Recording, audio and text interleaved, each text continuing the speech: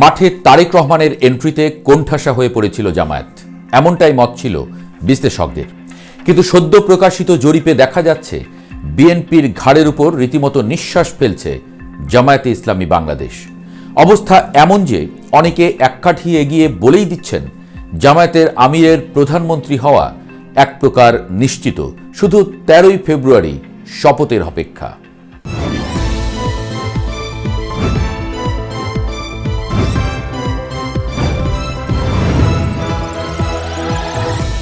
জরিপ বলছে ভোটের মাঠে আর একচ্ছত্র আধিপত্য নেই বিএনপির। এতদিন ধরে যারা ভাবছিলেন নির্বাচন মানেই বিএনপির ওয়াকওভার, তাদের কপালে চিন্তার ভাঁজ ফেলে দিয়েছে international institute of law and diplomacy বা IILDর সদ্য প্রকাশিত বোমা ফাটানো এক জরিপ। 2026 সালের 12ই জানুয়ারির এই জরিপের ফলাফল রাজনীতির সব সমীকরণ ওলটপালট করে দিয়েছে। জরিপের ফল বলছে বিএনপি এবং জামায়াতের মধ্যে লড়াইটা আর ডেভিড বনাম গলিয়াথের মতো একপাক্ষিক নেই। ভোটের মাঠে বিএনপিকে সমর্থন দিচ্ছেন 34.7% মানুষ, আর ঠিক তার পেছনেই মাত্র 1.1% ব্যবধানে ঘাড়ের উপর নিঃশ্বাস ফেলছে জামায়াত। জামায়াতের পক্ষে রায় দিয়েছেন 33.6% ভোটার। ভাবা যায় যে জামায়াতকে বছর দেড়েক আগেও রাজনীতির মাঠ থেকে অস্তিত্বহীন ভাবা হচ্ছিল, তারা এখন জনপ্রিয়তায় দেশের অন্যতম প্রধান দলের সমান্তরালে। তবে আসল খেলাটা জমেছে প্রজেকশন বা সম্ভাব্য ফলাফলের হিসেবে। জরিপকারী প্রতিষ্ঠান মেশিন লার্নিং ব্যবহার করে সিদ্ধান্তহীন ভোটারদের মতিগতি বিশ্লেষণ করে দেখিয়েছে নির্বাচনের দিন বিএনপির ভোট বেড়ে দাঁড়াতে পারে 43.2%। কিন্তু চমকপ্রদ ব্যাপার হলো জামায়াতও পিছিয়ে নেই, তাদের ভোট বেড়ে 40.8% পৌঁছাতে পারে, এমনটা আভাস দেওয়া হয়েছে। অর্থাৎ ব্যবধানটা এতই সামান্য যে ভোটের দিন পোলিং বুথে যে কোনো কিছুই ঘটে যেতে পারে। গেম চেঞ্জার কারা? এই নির্বাচনের ট্রাম্প কার্ড কিন্তু কোনো দল নয়, বরং সাইলেন্ট ভোটার বা সিদ্ধান্তহীন জনতা। জরিপ বলছে 17% ভোটার এখনো সিদ্ধান্ত নেননি তারা কাকে ভোট দেবেন। আরও মজার ব্যাপার হলো এই সিদ্ধান্তহীনদের মধ্যে 30.1% মানুষ কোনো রাজনৈতিক দলকেই বিশ্বাস করেন না। 38.6% ভোটার তো কোনো মতামতই দিতে চাননি।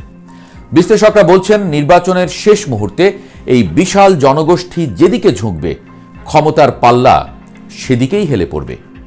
শফিকের তুরুপের তাস তরুণ ও উচ্চশিক্ষিত ভোটার সমাজ। কেন জামায়াতের এই উল্লম্ফন? জরিপের ডেমোগ্রাফিক বা জনমিতিগত বিশ্লেষণ দেখলে চোখ কপালে উঠবে। 18 থেকে 29 বছর বয়সী তরুণ ভোটারদের মধ্যে সবচেয়ে জনপ্রিয় দল এখন জামায়াত। শুধু তাই নয়, যারা স্নাতকোত্তর বা মাস্টার্স পাশ করেছেন তাদের মধ্যেও জামায়াতের গ্রহণযোগ্যতা সবচেয়ে বেশি 37.4%। যেখানে বিএনপি তার প্রশাসনিক অভিজ্ঞতা আর কৃষক শ্রমিক শ্রেণীর উপর ভর করে এগোচ্ছে, সেখানে জামায়াত ডিজিটাল মিডিয়া আর সোশ্যাল মিডিয়ায় ঝড় তুলে শিক্ষিত ও তরুণদের মন জয় করে নিচ্ছে। জামায়াতের সমর্থকরা বলছেন তারা দলটিকে সমর্থন করছেন মূলত সততার ভাবমূর্তি আর দুর্নীতিমুক্ত ইমেজের কল্যাণে। জুলাই বিপ্লবের ফসল এনসিপি। রাজনীতির মাঠে নতুন খেলোয়াড় জাতীয় নাগরিক পার্টি বা এনসিপির সমর্থনও বেড়েছে। জরিপে তারা 7.1% সমর্থন পেয়েছে। আপাত দৃষ্টিতে সংখ্যাটা ছোট মনে হলেও হাড্ডাহাড্ডি লড়াইয়ে এই 7% ভোট যে কোনো বড় দলের স্বপ্ন ভেঙে দিতে পারে।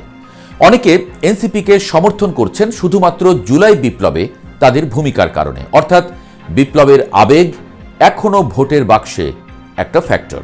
তারেক রহমানের ক্যারিশমা বনাম শফিকের স্ট্র্যাটেজি। কিছুদিন আগেও রাজনৈতিক বোদ্ধারা বলছিলেন তারেক রহমানের দেশে ফেরা মানেই বিএনপির ল্যান্ডস্লাইড ভিক্টরি।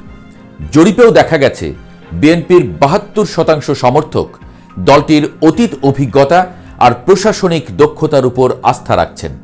কিন্তু ডাক্তার শফিকুর রহমানের নেতৃত্বে জামায়াত যে সাইলেন্ট রিভলিউশন ঘটিয়ে ফেলেছে তা বিএনপি শিবিরের জন্য বড় এক ধাক্কা।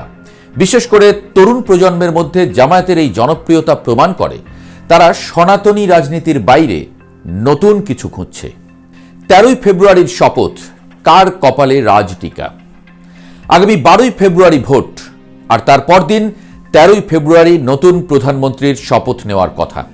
জরিপের এই ফলাফল যদি বাস্তবে রূপ নেয়, তবে একক সংখ্যাগরিষ্ঠতা পাওয়া যে কোনো দলের জন্যই কঠিন হয়ে পড়বে। সেক্ষেত্রে জোটের রাজনীতি বা কোয়ালিশন সরকার গঠনের সম্ভাবনা প্রবল, আর সেখানেই জামায়াত আমিরের কিং মেকার, এমনকি কিং হয়ে ওঠার সম্ভাবনা উড়িয়ে দেয়া যাচ্ছে না। তো শেষ পর্যন্ত কে হাসবে বিজয়ের হাসি? অভিজ্ঞতায় পোড় খাওয়া বিএনপি, নাকি তারুণ্যের জোয়ারে ভেসে থাকা জামায়াত, নাকি সিদ্ধান্তহীন ভোটাররা শেষ মুহূর্তে পাশার দান উল্টে দেবে? উত্তর মিলবে 12ই ফেব্রুয়ারির ব্যালট বাক্সে।